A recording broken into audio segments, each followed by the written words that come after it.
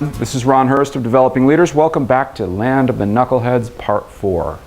Today I want to take on a term that comes from Australia that I've seen many managers do, and it's just such a stupid thing. I can't believe it.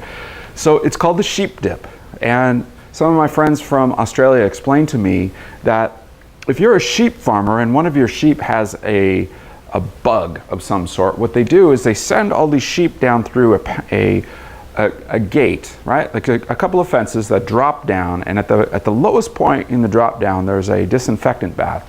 And you get all the sheep going through, and as you push them from the back, the ones in the front get forced through the sheep dip, and they come out the other side, and they're all deloused or debugged or whatever. Sounds like a pretty good concept, right? If you want to get your sheep clean, that's probably a way to go.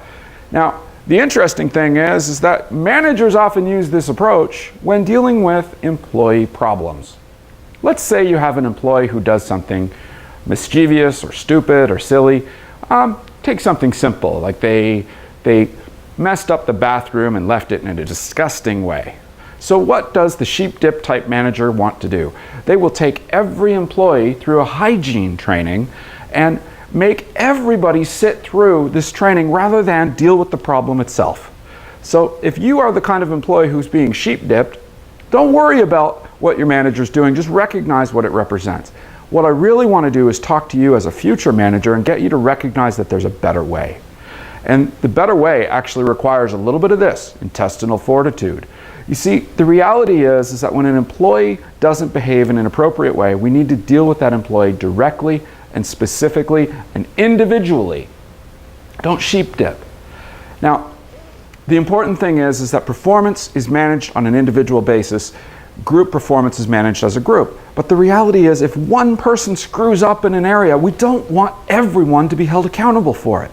What that does is it demotivates your highest performing employees, the ones that would never even conceive of the type of behavior you're dealing with. And why? Why do we approach it this way? It's usually a fear-based reaction. So don't give in to fear. Don't treat your employees that way.